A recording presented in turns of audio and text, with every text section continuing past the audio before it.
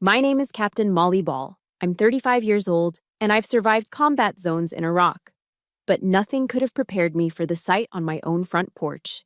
My parents, both in their 70s, stood shivering outside my front door, their lips blue from the cold. While inside, my in-laws were hosting a lavish dinner party filled with strangers.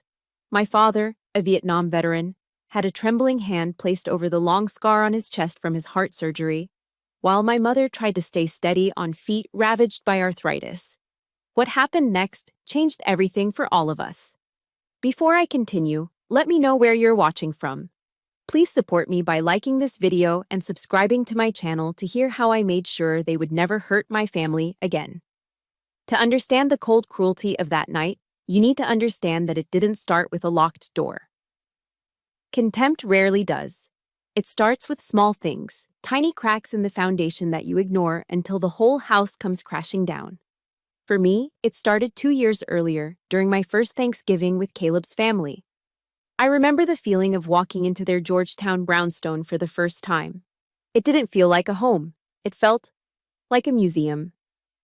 The air was still and smelled faintly of lemon polish and old money. Caleb squeezed my hand, but I could feel the nervous sweat on his palm. His parents, Sterling and Genevieve Thorne, greeted us in the foyer. Sterling, a man whose power was worn as casually as his tailored suit, gave me a handshake that was brief and limp, his eyes performing a swift, dismissive scan from my heels to the neckline of the dress I'd saved 2 months' salary to buy. Genevieve was worse. She smiled, a perfect bloodless slash of red lipstick, and air-kissed the space next to my cheek. "Oh," she said, her voice dripping with polished condescension. "An army officer. How patriotic." The way she said patriotic, with a slight, almost imperceptible pause, made it sound like a charming but unfortunate condition, like a limp. Dinner was a masterclass in subtle humiliation. The long mahogany table was set with silverware I didn't know how to use, and the turkey, while presented flawlessly, was tragically dry. It was a perfect metaphor for the thorns themselves, beautiful on the outside, hollow and tasteless within. They didn't ask about my career, my deployments, or what it meant to lead soldiers. The questions were surgical, designed to excavate my pedigree, or lack thereof. "And what does your father do, dear?" Genevieve asked, taking a delicate sip of her expensive red wine. "He's a carpenter," I said, a swell of pride in my chest. "He builds custom furniture." Sterling let out a small, almost inaudible huff of air through his nose and took a moment to dab his lips with a linen napkin. He then looked at me, a tiny smirk playing on his lips. "Honest work," he pronounced, as if delivering a verdict. "How very admirable." I was so naive then, so eager to be accepted, that I actually thought it was a compliment. I didn't understand that in their world, honest work was a euphemism for blue collar, and admirable was what you called something you would never, ever want for your own son. The little cuts kept coming. When Caleb and I got engaged, my parents gave us the most precious gift they could offer. It was a dining room set, hand-built by my father from solid oak. It had taken him 6 months. I remember the smell of sawdust in his workshop, the sight of his calloused, gentle hands sanding the wood until it was as smooth as silk. He had even carved our initials, M and C, inside a small heart on the underside of the tabletop. When we brought it to the Thorns' house to show them, Genevieve looked at it the way one might look at a pile of firewood. "How charming," she'd said, her eyes not quite focusing on it. "We can certainly store it in the basement. It might be useful for extra seating during a garden party." I felt the blood rush to my face. I looked at Caleb, expecting him to defend this piece of my father's heart, this monument to love and labor. Instead, he leaned in and whispered, his voice placating, "Mom just wants what's best for us, honey. You know, for our main house." That night, I cried silently into my pillow. When I called my dad to tell him, his voice was soft and steady on the other end. "It's okay, sweetheart," he said, though I could hear the hurt underneath. "As long as you're happy." My happiness, I was learning, was conditional on the Thorns' approval.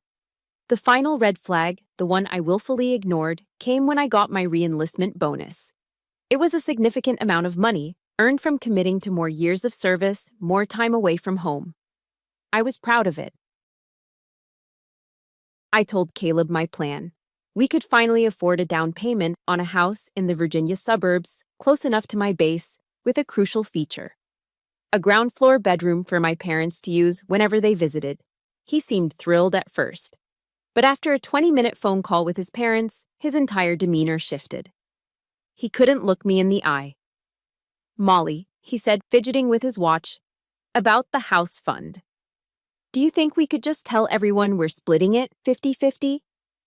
You know, my parents are sensitive about these things.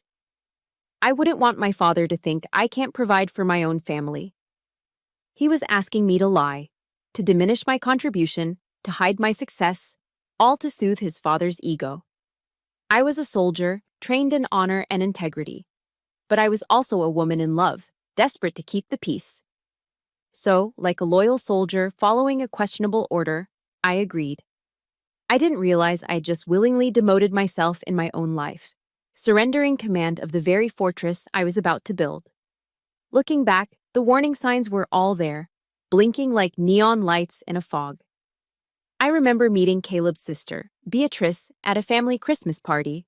She was the family's resident black sheep, a painter who lived in a cramped New York apartment and radiated a kind of weary defiance. After her third glass of wine, she cornered me by the fireplace. She looked me up and down, not with judgment, but with a strange kind of pity. "You're brave, marrying into this family," she'd said, a wry smile on her face. "My advice? Never ever let them have a key to your house." I laughed it off, thinking she was just being dramatic. I thought, our family will be different. Caleb and I are a team. I was wrong. It wasn't a joke. It wasn't an exaggeration. It was a prophecy, one I was too foolish and too in love to heed. A prophecy of the war that was about to begin, not in some foreign desert, but right on my own front porch. The prophecy Beatrice had given me came true on a crisp October evening. I was driving home from a late briefing at the base, my heart light with anticipation. Tonight was our housewarming. I had pictured it 100 times. A small, cozy gathering with a few friends from my unit, my parents, maybe even Beatrice, if she could make it down from New York. I'd bought apple cider from a local farm, and the whole house smelled of the cinnamon potpourri my mom had taught me how to make. It was supposed to be a celebration of our new beginning. But what greeted me was not a beginning. It was an invasion. The first sign was the line of expensive cars parked down our quiet suburban street. The second was the gleaming white van from an elite DC catering company parked in my driveway. My stomach clenched. I walked through the front door I'd left unlocked, and the scene inside stopped my breath. My home was gone. In its place was a sterile, elegant cocktail party. Smooth jazz drifted from hidden speakers. Strangers in silk dresses and dark suits held champagne flutes, laughing in hushed, important tones. And in the center of it all, like a general commanding her troops, was Genevieve. She was wearing a shimmering silver cocktail dress, directing uniformed staff who were systematically replacing my simple bouquets of daisies from the farmer's market with towering, soulless arrangements of white orchids. My cinnamon potpourri was gone, replaced by the scent of expensive perfume. She saw me and glided over, air-kissing me again. "Molly, darling, I decided your little party needed a bit of an upgrade. I hope you don't mind." She didn't wait for an answer. Beside her, Caleb stood holding a glass of champagne, a weak smile plastered on his face. He nodded at me, but his eyes darted away, seeking out the powerful guests his mother had invited. He wasn't looking at me. He was looking past me, at them, the people who were walking through my house as if they already owned it. I became a ghost at my own party, a waitress without a uniform. I floated through the rooms, my mind numb with shock. I went to the kitchen to get a glass of water, not champagne, and as I reached for the ice tray, I overheard Genevieve's voice from the living room, sharp and clear. "That ground floor room," she was saying to a woman dripping in diamonds, "Sterling is going to turn it into a magnificent library. It will be perfect for entertaining his more important clients." The ice tray slipped from my numb fingers and clattered onto the floor. My blood ran cold. That's my father's room. The room I had planned for him. The whole reason we bought this specific house. My shock solidified into a hard, cold knot of anger. I stormed out of the kitchen and found Caleb deep in conversation with a... I grabbed his arm, my fingers digging into his expensive suit jacket. "Caleb," I hissed, my voice low and urgent. "Your mother is planning to turn my father's room into a library." He frowned, a flicker of annoyance crossing his face at being interrupted. He gently pried my fingers off his arm. "Molly, don't be so sensitive," he murmured, his eyes flicking back to the lawyer. "It's just an idea. This isn't the time. You're embarrassing me."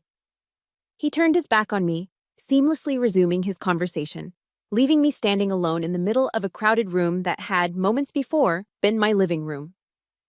I couldn't breathe. The air was thick with their laughter, their perfume, their entitlement. I had to get out. I decided to go get my parents. Their presence, their simple, honest goodness would make this place feel like mine again. It would anchor me. When we returned, the invasion had escalated into a full-blown occupation.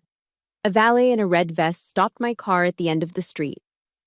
"I'm sorry, ma'am," he said politely. "This area is reserved for the event." I had to park nearly 2 blocks away. The October wind was sharp, cutting through my mom's thin cardigan.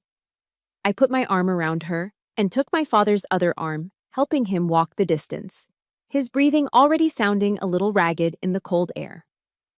We finally reached the front door. I pulled out my key, the key to my home. It slid into the lock but wouldn't turn. I tried again. Nothing. My heart hammered against my ribs. They had changed the lock. Panic seized me. I started banging on the door, my fist thudding against the solid wood.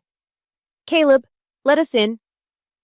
The smooth jazz from inside faltered for a second. The door remained closed. Then, a face appeared in the paned glass window beside the door. It was Genevieve. She saw us. There was no mistaking it. She saw my mother shivering, my father clutching his chest, his face pale under the porch light. She saw the desperation in my eyes. There was no flicker of concern, no hint of compassion. Her face was a mask of cold indifference. She gave a small, almost imperceptible shrug, and then she mouthed 2 words through the glass that killed the last dying ember of hope I had for this family. "We're busy." Desperation turned into a soldier's instinct. My mind went into mission mode. Assess the threat, secure your personnel. Then, act. The threat was clear. My personnel were in danger. I needed to act. I ran around the side of the house, my heels sinking into the soft grass, my eyes scanning for a point of entry. A basement window, left slightly ajar. I wrenched it open, hoisted myself up, and squeezed through the narrow opening, tumbling onto the cold concrete floor below. I scrambled up the stairs, my rage a hot fire in my chest. I burst into the living room to a surreal scene. Caleb was laughing, a loud, hearty laugh, at a joke Sterling had just told. He was completely oblivious, cocooned in his world of privilege while my parents were freezing on his doorstep. I didn't hesitate. I lunged for the front door, tore it open, and yelled, "Dad! Mom!" But it was too late. The sudden blast of warm air, the shock of the door flying open, was too much for my father's already stressed body. He staggered forward, his eyes wide with confusion, and then he collapsed, right on the threshold of the home I had built for him. Time seemed to stop. The jazz music, the laughter, it all faded into a deafening roar in my ears.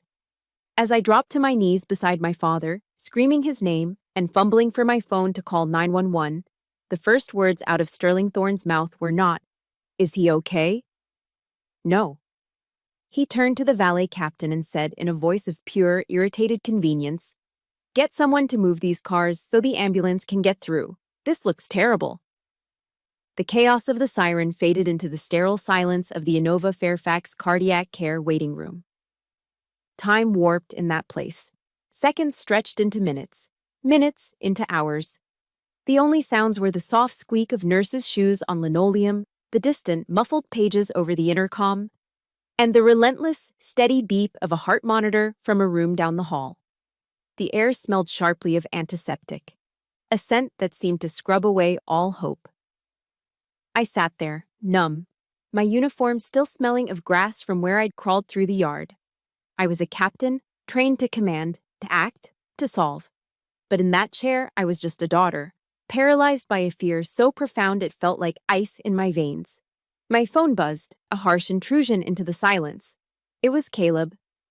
For a split second, a foolish, desperate part of me hoped for an apology. For a shred of remorse, I answered, my voice a dry whisper. Hello? His voice came through the line, not soft with concern, but tight with fury.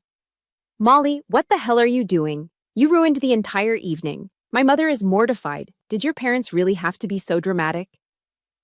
And just like that, the ice in my veins shattered. The grief, the fear, it all flash froze into something hard and sharp. Rage. Every last illusion I had about the man I married, about the life we were supposed to build, crumbled into dust. The soldier took over. I didn't scream. I didn't cry. My voice dropped into the calm, authoritative tone I use on the battlefield, the one that leaves no room for negotiation. Do not be in my house when I get back, I said, each word a perfectly spaced, ice-cold bullet. That is a direct order. I hung up before he could utter another syllable. The war had been declared. Hours later, a doctor in blue scrubs finally came out. He looked exhausted, but his eyes were kind. Your father is a fighter, he said. He's stable. The next 24 hours are critical, but he's through the worst of it. A wave of relief so intense it nearly buckled my knees washed over me. After settling my mother into the chair by Dad's bedside, I walked out of the hospital and into the cold night. There was only one place to go. I drove straight to Arlington, to the apartment of my best friend, Jasmine Jazz Carter. We'd served together, and she'd left the army to become a powerhouse lawyer. She opened her door, took one look at my disheveled uniform and the raw grief on my face, and did what only a true friend would do. She said nothing. She just pulled me into a fierce, bone-crushing hug that told me I wasn't alone. Inside, she sat me down on her couch, wrapped a thick wool blanket around my shoulders, and pressed a steaming mug of tea into my hands. She sat across from me and just waited. And then the story poured out of me, the party, the library, the locked door, my father's collapse, Caleb's phone call. I told her everything, the words tumbling out in a torrent of pain and anger. Jazz listened, her expression growing harder, colder, more focused with every detail. When I was finished, she didn't offer empty platitudes like, "It'll be okay." Jazz wasn't that kind of friend. She was the kind of friend who helped you fight back. Her eyes, sharp and intelligent, met mine. They broke the law, Molly, she said, her voice firm. Changing the locks on a marital property without your consent constitutes illegal dispossession, and knowingly leaving an elderly man with a heart condition out in the cold could be grounds for a reckless endangerment charge. This isn't just a family dispute. This is actionable. Hearing her put legal terms to their cruelty was like a switch flipping in my brain. The chaos of my emotions began to organize itself. The hurt was still there, but now it had a purpose. My inner commander, the one who had been dormant, was starting to wake up. Okay, I said, my voice steadier. What's the first move? Intel, Jazz replied instantly. We need evidence. Start with the money. Following her lead, I pulled out my phone and opened our joint banking app. My breath caught in my throat. A single, massive withdrawal 3 days ago. $40,000. My re-enlistment bonus. Gone. As I scrolled down, I saw the corresponding charge, a $22,000 payment to Thorn Elite Catering and Events. The lie was staring at me in black and white. Caleb hadn't just gone along with the party, he'd actively funded their invasion using my money I earned by pledging years of my life to serving our country. This wasn't a misunderstanding. This was a premeditated operation. I methodically took screenshots of every transaction. Each tap of my finger felt like me loading a round into a magazine. As I was sending the files to Jazz, an unknown number flashed on my screen. I hesitated, then answered. Hello? Molly, it's Beatrice. Caleb's sister, her voice was trembling. I'm so sorry, I saw everything. I had to call. She took a shaky breath. They did the same thing to me when I bought my first apartment in New York. They flew in, redecorated, and tried to install their old housekeeper to look after me. It's how they operate. It's how they maintain control. They will not stop. Her confession was the final, crucial piece of intelligence. This wasn't personal. It was procedural. It was their playbook for hostile takeovers. "Thank you, Beatrice," I said, my voice quiet but firm. "You have no idea how much this helps." When I hung up, I looked at Jazz. The heartbroken woman who had walked into this apartment an hour ago was gone. In her place sat a captain, clear-eyed and resolute. The grief had been burned away, leaving behind the cold, hard steel of purpose.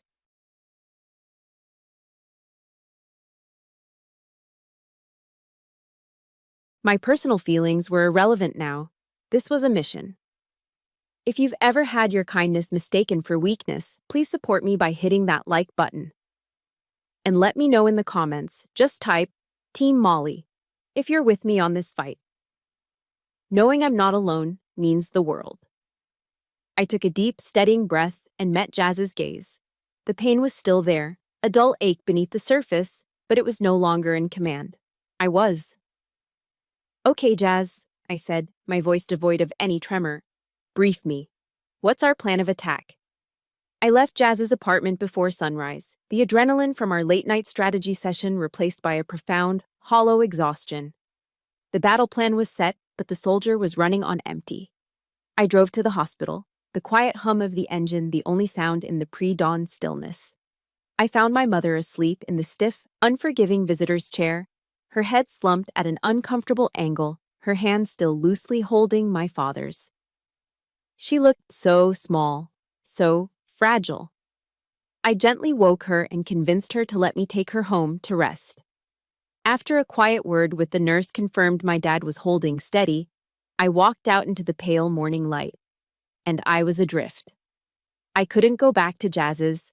I couldn't face the questions in her sharp, kind eyes right now. And I certainly couldn't go back to that house. It was no longer my home. It was enemy territory, a place I had to strategize to reclaim. So I just drove. I drove aimlessly through the winding roads of suburban Virginia, the neat houses and manicured lawns a blur outside my window. I was a captain in the United States Army, a commander of soldiers responsible for millions of dollars of equipment. But in that moment, I felt like a lost child, unmoored and utterly alone, with no safe harbor to turn to. My mind was blank, except for one faint, beckoning light. The memory of a little roadside diner my dad and I used to go to on Saturday mornings. Rosie's diner looked exactly the same, a comforting constant in a world that had just been turned upside down. The familiar scent of brewing coffee and frying bacon wrapped around me like a warm blanket as I slid into a booth in the corner, hoping to be invisible. But you're never invisible at Rosie's. Rosie herself, a woman in her 60s with a magnificent crown of silver hair and a no-nonsense twinkle in her eye, came over with a coffee pot. She filled my mug, then paused, looking at me closely. "Molly, honey, you don't look so good." I tried to conjure a smile, but it felt brittle, like it might crack. "I'm fine, Rosie, just a long night." She didn't buy it for a second. She set the pot down and placed a warm, firm hand on my shoulder. "You're a terrible liar, soldier girl," she said, her voice soft but unwavering. "How's your dad? Last week he was in here bragging about that rose trellis you built for your mom." Her simple, genuine question, the memory of my father's simple pride, was the one thing that could breach my defenses. The armor I had so carefully constructed over the last 12 hours just dissolved. The tears I hadn't allowed myself to shed finally came, hot and silent, rolling down my cheeks and dripping onto the Formica tabletop. I felt a sob catch in my throat. I didn't tell her the whole ugly story. I couldn't. I just managed to choke out that my dad was in the hospital, that there had been an incident at the house. Rosie didn't press for details. She just nodded with a deep, knowing empathy, patted my shoulder one more time, and went back to the kitchen. A few minutes later, she returned. She placed a steaming, oversized bowl in front of me, the rich aroma of chicken and herbs rising to meet me. It was her famous chicken noodle soup, thick with vegetables and homemade noodles. Beside it was a fluffy golden brown buttermilk biscuit. "Eat," she said, her tone leaving no room for argument. "It's on the house. Soldiers gotta eat." I picked up the spoon, my hands trembling slightly. The first taste was a perfect blend of savory broth and salt. The salt from the soup and the salt from my tears. It was more than just a meal. It was care. It was nourishment for a soul that had been starved of kindness. It was recognition. In a world where my husband's family saw me as an obstacle, a problem to be managed, this woman, a near stranger, saw me for what I was, a soldier in pain, a daughter in fear. And she offered grace, no questions asked. I was reminded of the stories of the Cajun Navy during Hurricane Katrina, of ordinary people in their fishing boats, heading into the storm, not because they were ordered to, but because it was the right thing to do. In the darkest moments, it's the good. As I was slowly working my way through the soup, feeling its warmth spread through me, a man a few stools down at the counter turned around. He was older, with a weathered face and kind eyes, wearing a faded green baseball cap with the Marine Corps globe and anchor emblem on it. "Excuse me, ma'am," he said, his voice a gravelly baritone. "I overheard Rosie say your father was a Vietnam man." I nodded, wiping my eyes with a napkin. "Yes, sir. Army." He gave a slow, respectful nod. "You give that brother my regards. And here," he pulled a worn leather wallet from his back pocket and laid a crisp $20 bill on the counter beside my bowl. "Buy him a magazine or something at the hospital. We gotta take care of our own." I stared at the $20 bill, then up at his face, and I was speechless. All I could do was whisper, "Thank you." He just touched the brim of his cap. Semper Fi. I sat there, in a humble roadside diner in Virginia, and realized that in the space of an hour, I had been given more genuine warmth, more unconditional support, and more true camaraderie than I had received from the Thorne family in 2 years. They weren't my blood. They weren't connected to me by law or marriage. But they were my people. They were my unit. They were the family you find when the one you thought you had reveals its true colors. I held the warm bowl of soup in my hands, a small anchor in the storm, and for the first time since my world fell apart, I didn't feel quite so alone. The warmth from Rosie's diner carried me through the next few days. It was a fragile peace, a temporary truce in a war I knew was far from over. I spent my time shuttling between the hospital and Jazz's apartment, which had become my de facto command center. My father was getting stronger, his color returning, his jokes becoming more frequent, albeit whispered. For a brief moment, I allowed myself to hope that the Thornes, faced with the severe consequences of their actions, might have finally understood. That hope was obliterated by the arrival of a gift basket. It wasn't just any gift basket. It was a monument to cluelessness, delivered by a courier from Dean and DeLuca, the kind of place Genevieve frequented. The wicker basket was the size of a small suitcase, overflowing with things a man recovering from a heart attack was expressly forbidden to have. A bottle of French Bordeaux, wedges of pungent Swiss cheese, rich Belgian chocolates, and cured Italian salami. My mother stared at it, her brow furrowed in confusion. They don't get it, do they, honey?" she murmured. Oh, they got it. I understood perfectly. This wasn't a gift. It was a performance. It was a public relations move, a carefully curated display of concern designed not to comfort the sick, but to absolve the guilty. Tucked inside was a card with Genevieve's elegant looping handwriting. "Dearest Arthur, wishing you a swift recovery." The entire evening was just a dreadful misunderstanding. A misunderstanding. The word echoed in the quiet hospital room. They were already rewriting history, reducing their calculated cruelty to a simple social gaffe. My stomach tightened. This was phase 1 of their counteroffensive. Phase 2 came that evening, via a phone call from Caleb. His voice, once tight with anger, was now syrupy sweet, a tone I recognized as his handling mom voice. "Honey," he began, "I'm so worried about your dad. I am so sorry things got so out of hand. Mom feels just terrible. She never meant for any of this to happen." I stayed silent, listening. he continued, his voice oozing with false sincerity. Maybe if you called her, just to let her know you understand, it would go a long way. She was under so much stress organizing everything. She just wanted to impress everyone, for us. I felt the air leave my lungs. He wasn't just making excuses for her, he was recasting the roles. In his version of the story, Genevieve was the victim of stress, and I was the unreasonable one who failed to understand. He was asking me, the daughter whose father they had put in the hospital, to apologize to the architect of the whole disaster. It was a classic gaslighting technique. Twist the narrative until the victim questions their own reality. I felt a cold knot of nausea in my gut. Phase 3 was executed by Sterling himself the next day. He didn't bother with false sweetness. His tone was the one he used in a boardroom: calm, authoritative, and utterly inflexible. "Molly," he said without any preamble, "I think it's time we all started acting like adults. What happened was unfortunate, but your decision to bar Caleb from his own home is an overreaction. That house, legally, you do not have that right." He paused, letting the veiled threat hang in the air between us. "I have no desire for this to become a legal matter. It would be messy for everyone. Let Caleb come home. We will all sit down and discuss this as a family." It was an offer of peace delivered with the chilling finality of an ultimatum.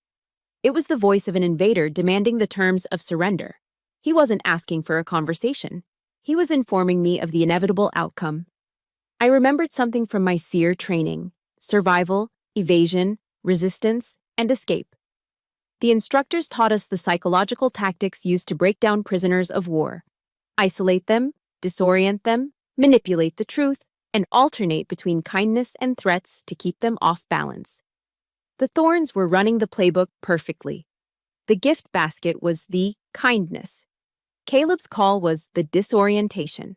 And this call, from Sterling, was the threat. Their goal wasn't reconciliation. It was submission.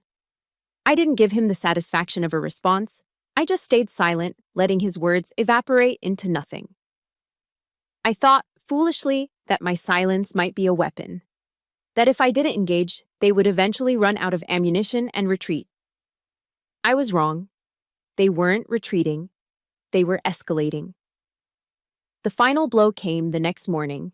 I was sitting by my dad's bed, reading him the sports section of the Washington Post, when my phone vibrated with a new email.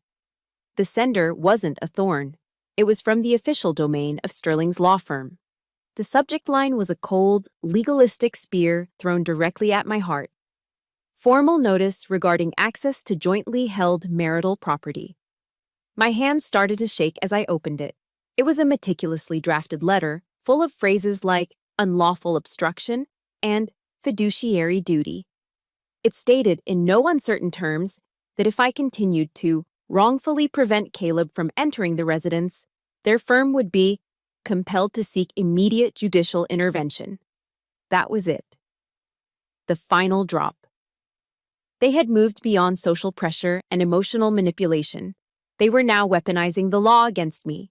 They were using their power, their money, and their influence to formally, legally, and publicly crush my resistance. They weren't just a toxic family anymore. They were the enemy. I looked from the glowing screen of my phone to my father, who had dozed off, his chest rising and falling in a steady, peaceful rhythm. The sight of his vulnerability, of his quiet strength, solidified my resolve. The time for silent resistance was over. The time for strategic retreats was over. They had brought the battle to me, and as any soldier knows, when the enemy is at the gate, you don't wait. You fight back. I was sitting in the hospital Starbucks, the threatening email from Sterling's law firm burning a hole in my phone screen. Each carefully chosen legal term was a brick in the wall they were building around me, trying to box me in. My hand was shaking, a fine tremor that betrayed the rage boiling just beneath my skin. I reached for my coffee, and the cup rattled against the saucer, a dark, bitter wave sloshing over the white ceramic. The smell of burnt espresso filled the air, a perfect match for the acrid taste of injustice in my mouth.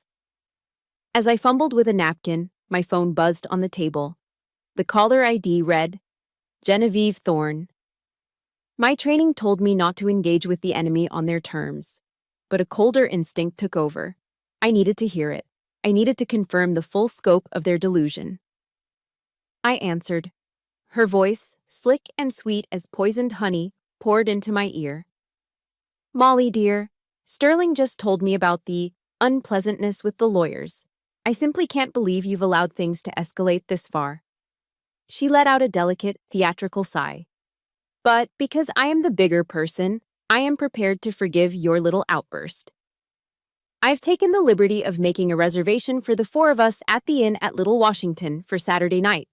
We'll get dressed up, have a lovely dinner, and simply forget this whole unfortunate business ever happened. Consider it your opportunity to apologize and make things right. I was frozen, the phone feeling like a block of ice against my cheek. She wasn't sorry. She felt nothing. This wasn't an olive branch. It was a summons. She was offering me a chance to crawl back into their good graces, to be forgiven for the crime of reacting to her own calculated cruelty.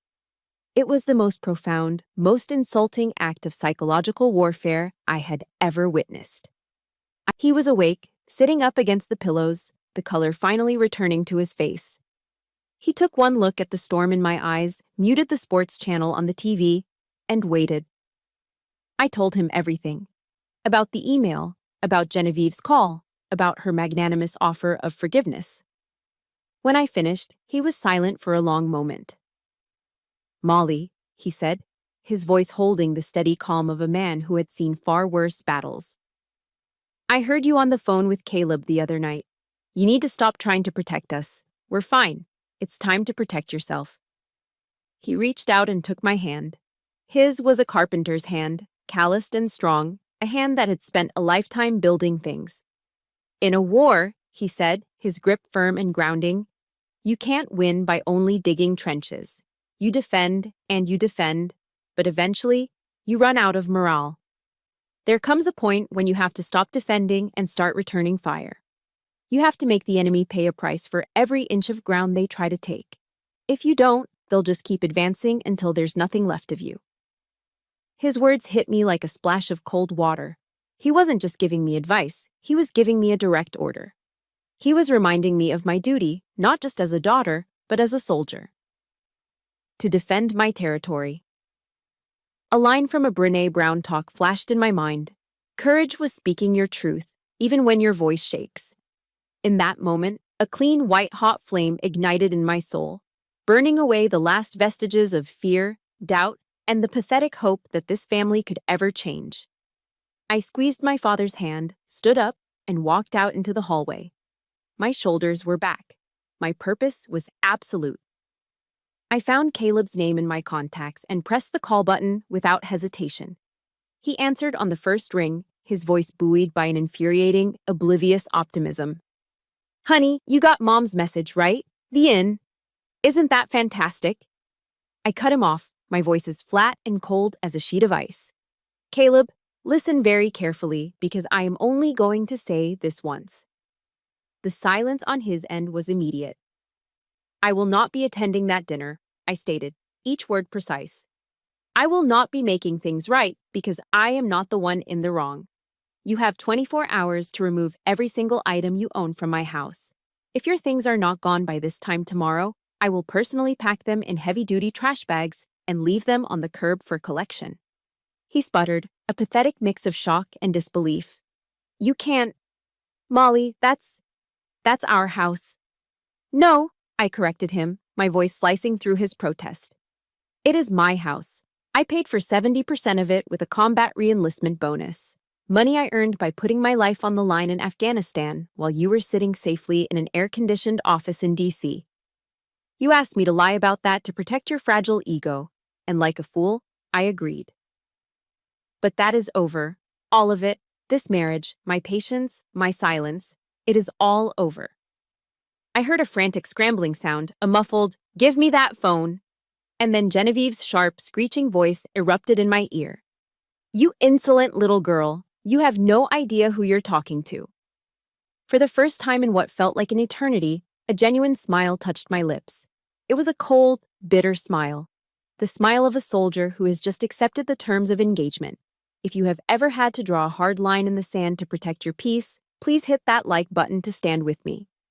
And in the comments, just write one word: boundaries. Let's fill the comments with that word as a reminder of our strength. Oh, I know exactly who I'm talking to, Mrs. Thorne, I said, my voice now dangerously calm. And you, and your husband, and your son are all about to find out exactly who you've been messing with. I didn't wait for her to shriek back. I didn't give her another second of my time. I pressed the red icon on my screen, ending the call and ending an entire chapter of my life. The silence that followed wasn't empty. It was filled with a terrifying, exhilarating clarity. The real battle had just begun. After ending the call with Genevieve, I didn't waste a second. The emotional storm had passed, leaving behind a cold, clear battlefield. I drove straight from the hospital to Jazz's office on K Street in DC. This wasn't a social call, it was a deployment. Jazz's office wasn't what you'd expect from a high-powered lawyer. There were no mahogany desks or stuffy leather chairs.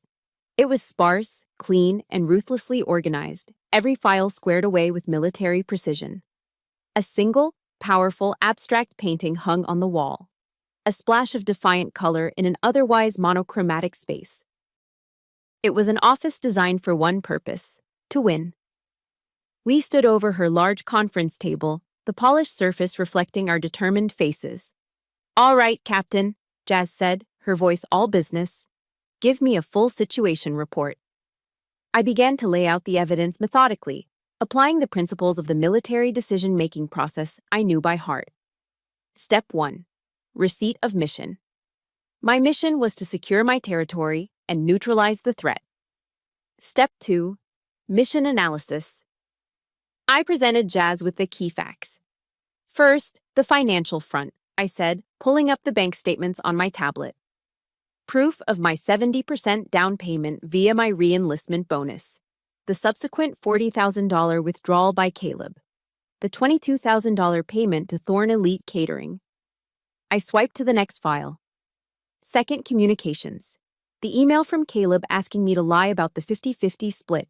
The threatening email from Sterling's law firm. With each piece of evidence I presented, Jazz would take the file, slip it into a clear plastic sleeve, and place it into a neatly labeled binder. Financials, correspondence, intent. The large table was no longer a piece of furniture. It was our war map. My chaotic pain was being transformed into an organized, actionable intelligence portfolio. Good, Jazz said, her focus absolute. We have motive and we have a paper trail. Now we secure the asset. She looked at me. First things first, Captain. We retake your base of operations. Her efficiency was breathtaking. She got on the phone, her voice calm and authoritative. First, to a 24/7 locksmith and security firm. I need a team dispatched immediately to a residence in Fairfax County. Full lock replacement, all exterior doors, and a quote on a 4-camera security system, installation ASAP. She listened for a moment. Yes, the owner is with me. She has evidence of unlawful entry and has reason to fear for her safety.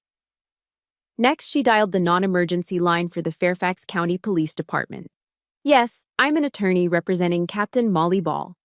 We will have a locksmith on site at her residence in approximately 1 hour.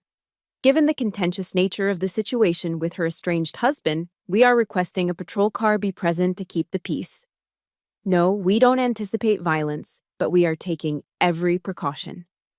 Jazz's decisive actions cut through my lingering fear. She wasn't just offering advice, she was executing a plan, turning my abstract desire for justice into a concrete checklist of tasks. The mission was underway. An hour later, I was standing on my own driveway, a police cruiser parked discreetly at the curb. It was a surreal feeling, needing a police escort to enter my own home. The locksmith, a quiet, efficient man, had the old, compromised locks drilled out in minutes. As he worked, I stepped inside. The house was a mess, littered with the aftermath of the party, abandoned champagne flutes, crumpled napkins, the faint, cloying scent of stale perfume. My first instinct was to start cleaning, to erase the violation. But then my training kicked in. I wasn't here to clean. I was conducting a damage assessment. I took out my phone and began to document everything, my movements precise and methodical. I photographed the lingering evidence of their occupation. A silk scarf belonging to Genevieve draped over a chair in the guest room. Her expensive jewelry box left open on the vanity. They had intended to stay. Then, in the ground floor room, my father's room, I saw it. On the desk that Sterling had clearly claimed as his own, amidst a stack of his legal papers, was a single sheet of paper. It was a partially filled out USPS change of address form. The names listed were Sterling and Genevieve Thorne. The old address was their place in Georgetown. The new address was mine. I felt a jolt, a surge of cold, triumphant electricity. This was it, the smoking gun. This wasn't just circumstantial evidence anymore. This was concrete proof of their premeditated plan to permanently dispossess me. I took a dozen photos of that form from every conceivable angle. I returned to K Street feeling like I had just successfully completed a covert reconnaissance mission. I uploaded the photos to Jazz's secure server. When the image of the change of address form appeared on the large monitor in her office, her eyes lit up with the predatory gleam of a lawyer who knows she has an airtight case. "Checkmate," she whispered, a slow, dangerous smile spreading across her face. "This is proof of intent. Calculated, premeditated intent to commit fraud." She picked up her phone. "It's time to send the invitations to the parley. We'll summon them here, to our ground. They'll think they're coming for a negotiation. They have no idea they're walking into a court-martial." She paused, her finger hovering over the screen, that mysterious smile returning. "And I just got a confirmation email," she said, looking up at me, her eyes sparkling. "It seems Beatrice Thorne would also like to attend this meeting. She says she has some family documents she'd like to share." A witness, from inside the enemy camp. All the pieces were now in place on the board. All that was left was to spring the trap. The day of the meeting, I dressed with the same care I would for a formal military inspection. My uniform was perfectly pressed, my hair pulled back in a severe regulation bun. I wasn't dressing as Molly, the wounded wife. I was presenting myself as Captain Ball, an officer prepared for a tribunal. I felt a strange calm settle over me. I wasn't nervous. I was ready. Jazz's conference room was enclosed in floor-to-ceiling glass, a transparent box in the heart of K Street. It offered no corners to hide in, no shadows to obscure the truth. The Thornes, who thrived on backroom deals and whispered insinuations, were about to be put on display under the full, unforgiving glare of the light. They arrived precisely on time, sweeping in with the unshakable arrogance of people who have never lost a fight. Sterling was immaculate in a dark, pinstriped suit that probably cost more than my car. Genevieve wore a cream-colored dress, a vibrant Hermes scarf knotted artfully at her throat, a shield of manufactured elegance. Caleb trailed behind them, looking pale and anxious, a ghost haunting his own parents' power play. He wouldn't meet my eyes. They sat down opposite Jazz and me. Sterling placed his expensive leather briefcase on the table with a soft, authoritative thud and immediately took charge. "All right, Ms. Carter," he began, his voice dripping with condescension. "I'm glad we could all gather. I hope we can resolve Molly's little outburst, quickly and discreetly.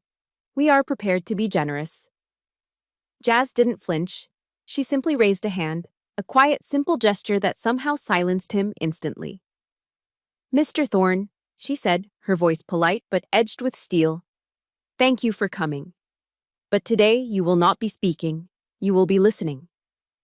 The shift in power was immediate and absolute. Sterling's mouth opened, then closed. He looked, for the first time since I had met him, utterly wrong-footed. I stood up. I didn't look at Caleb. I didn't look at Genevieve. I looked directly at Sterling, the head of the snake. I held a remote in my hand and clicked it. The large monitor on the wall flickered to life. "This is an after-action report," I said, my voice steady, devoid of emotion, the same tone I would use to brief a commanding general. On the 15th of October, at approximately 1900 hours, an unauthorized occupation of my private residence occurred.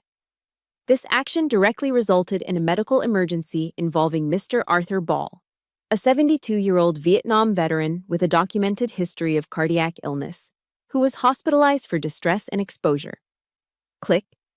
The screen showed the $22,000 invoice from Thorn Elite Catering. Click. The bank statement showing the $40,000 withdrawal from our joint account 3 days prior. Click. The invoice from the locksmith for the emergency lock replacement. With each slide, I could feel the atmosphere in the glass room growing colder, tighter. I saved the best for last. Click. A high-resolution close-up photograph of the USPS change of address form, with their names, their Georgetown address, and my Virginia address clearly visible. This was not a misunderstanding, I concluded, turning to face them fully. This was a calculated, premeditated campaign to illegally seize control of a shared asset. This was an act of deliberate, malicious aggression. Genevieve let out a short, sharp laugh, though it sounded brittle. This is absurd. A few misplaced papers. Sterling, recovering his composure, adopted a dismissive tone. This is all circumstantial conjecture, Ms. Carter. You have nothing. On the contrary, Jazz's voice cut in, smooth as silk. The conference room door opened and Beatrice Thorne walked in. She looked terrified, but resolute. She was holding a tablet computer. It's not conjecture, Dad, she said, her voice shaking but clear. She walked to the table and handed the tablet to Jazz, avoiding the stunned, horrified gazes of her parents. Jazz connected the tablet to the monitor. An email thread appeared on the screen, sent between Sterling and Genevieve Thorne. Their strategy, in their own words, was late. We read their discussion on how to psychologically wear Molly down, how to leverage Caleb's loyalty, and how to convince me to sell my share of the house at a loss after they had successfully established residency.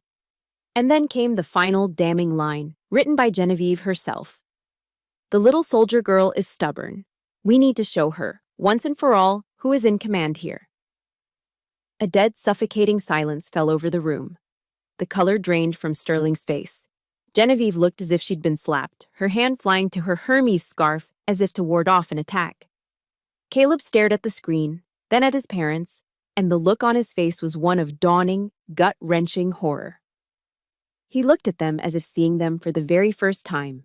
He made a small choked sound, and then he dropped his head into his hands, his shoulders shaking. Jazz stood up, the picture of cold, professional fury. You have two options, she said, her voice like ice. Option 1, my office files a civil suit for financial malfeasance, reckless endangerment, and conspiracy to commit fraud. Concurrently, we will forward this entire evidence package to the Washington Post. Your reputation, Mr. Thorne, both professionally and socially, will be annihilated. She let that sink in for a long, painful moment. Option 2, she continued. You accept the terms of surrender offered by Captain Ball. I stood up then, the full weight of my authority settling on me like a mantle. I looked at the three broken people across the table.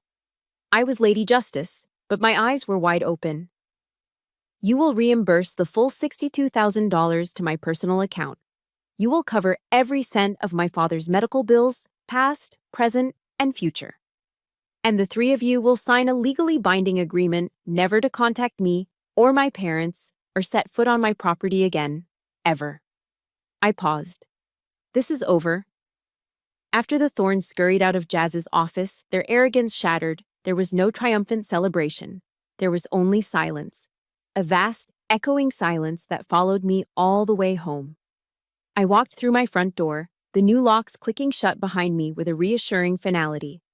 The house was clean, quiet, and for the first time, it felt completely, unequivocally mine. But there was no joy in the victory. Only a bone-deep exhaustion and a profound, cavernous emptiness. The adrenaline of the fight had vanished, leaving behind the stark reality of the aftermath. I had won the war, yes. I had defended my territory, repelled the invaders. But the cost had been immense. The life I thought I was building, the marriage I had invested my heart in, the hope for a blended family. It was all wreckage, collateral damage. I found myself in the ground floor room, the one meant for my father. I sat on the floor, my back against the cool drywall, and stared out the window at the garden. I had successfully defended the fortress, but now I was the lone sentry on the wall, guarding a kingdom of one. Victory, I was learning, had a bitter, lonely taste. A few weeks passed in a blur of hospital visits and quiet nights alone. The money was wired to my account. The agreement was signed. It was all clinically, legally, finished. Then a text from Caleb. "Can we talk? Just once, please." We met at a neutral location, a sterile coffee shop and a strip mall halfway between my house and his new apartment. He looked diminished, thinner, tired, and without the imposing figures of his parents flanking him, he looked startlingly like a lost boy. He nervously stirred his coffee, the clinking of the spoon against the ceramic, the only sound between us for a long moment.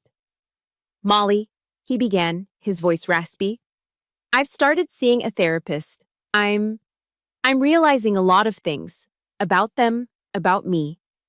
About how I let them run my entire life." He finally looked up, and his eyes were filled with a genuine, painful remorse. "I failed you. As a husband, as a partner, as a man. I am so, so sorry." The apology was real. I could see that. A younger version of me, the one who had so desperately wanted his love to be enough, would have clung to those words. But I had heard too many words. I had seen too many actions that contradicted them. "I hear you, Caleb," I said, my voice gentle, but firm. "But an apology can't erase what happened. You didn't just stand by while they attacked my family. You handed them the ammunition. You used my money to fund their party. You left my father to collapse on the doorstep. Words can't fix that." "I know," he said, his voice cracking. He leaned forward, his hands clasped on the table, a picture of desperation. "But I can change. I'm changing. We can start over." I looked at him, really looked at him, searching his face for the man I thought I had married. But he was gone, or perhaps he had never really been there at all. I only saw the shell of a man, hollowed out by a lifetime of placating his parents. There was nothing left to build on. "No, Caleb," I said, and the word, when it finally came, felt like a release. "We can't. We ended the night you chose them over me, the night you let my father fall." I reached into my bag and slid a manila folder across the table. Jazz had prepared it for me. "This is an uncontested divorce petition. I'm not asking for a single dime that isn't already mine. I want this to be clean and quick." I took a breath. "But the boundaries are now set in stone. You and your family are to stay away from me and mine. Permanently." He didn't argue. He just stared at the folder as if it were a death certificate. He nodded slowly, the fight gone out of him. The lost boy was truly lost now. That night, sleep wouldn't come. I lay in bed, staring at the ceiling, haunted by one recurring, punishing question. Why did I let it go on for so long? The guilt was a heavy weight on my chest. I blamed myself for ignoring the red flags, for being too loyal, too trusting, for believing that love could conquer the fundamental flaws in his character. Sometime after 2 a.m., I got out of bed, unable to bear the confines of the house any longer. I drove into D.C., the city quiet and sleeping. I found myself at the Vietnam Veterans Memorial. In the cool, silent darkness, I walked along the length of the wall, its polished black granite reflecting the faint light of the moon. I ran my fingers over the cold, carved names of the fallen, thousands upon thousands of them. Men who, like my father, had answered a call and paid a price. I thought about forgiveness. I'd read an article once about the Jewish concept of teshuvah, or atonement. It argued that true forgiveness couldn't be granted until the person who did the harm had completed 4 steps: verbally confessing their wrongdoing, expressing genuine remorse, compensating for the damage, and proving by their future actions that they would never repeat the offense. Caleb had managed step 1 and maybe step 2. But the Thorns had done none, and I realized that forgiving them wasn't my job. My job was to heal. And that started with forgiving myself. I had acted out of love, loyalty, and hope, the very qualities that make a good soldier, a good partner, a good person. They were the ones who had twisted those qualities and used them as weapons against me. The fault was not mine. Accepting that truth was the final, quiet act of liberation. Standing there, in the presence of so much sacrifice, my own battle felt small, but also valid. I was no longer a victim of the thorns. I was a survivor of the war they had started. And now, for the first time, the future felt like my own. I thought about Caleb, hoping his therapy would help him.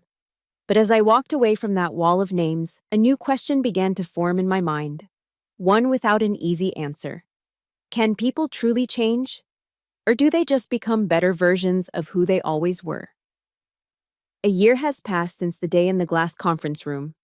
The question I asked myself that night at the memorial, can people truly change, still lingers.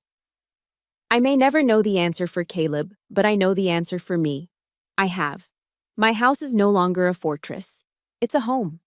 A real one, filled not with the tense silence of a fragile truce, but with the easy sounds of life. The gentle murmur of the television, the scent of my mom's baking, and the sound of laughter. My parents moved in with me 6 months ago. My father's health has improved remarkably. The doctors call it a medical marvel. I call it the healing power of peace. Every morning, he sits on the back porch with his coffee, watching me work in my garden. I tore up most of the pristine, manicured lawn in the backyard, that symbol of suburban conformity, and replaced it with raised beds bursting with life. Tomatoes, cucumbers, zucchini, and rows of fragrant lavender. My hands, once trained to expertly handle a rifle and manage complex logistical documents, have become reacquainted with the simple, honest feeling of cool earth and the delicate stems of new seedlings. Every time I pull a stubborn weed from the soil, I feel a quiet satisfaction, as if I'm removing one more remnant of the toxic past. This space is no longer a defensive position. It's a sanctuary. I rarely think about the thorns. DC is a city that runs on reputation, and theirs, I learned, did. Rumors in the elite circles of Georgetown and Capitol Hill are more effective than any lawsuit.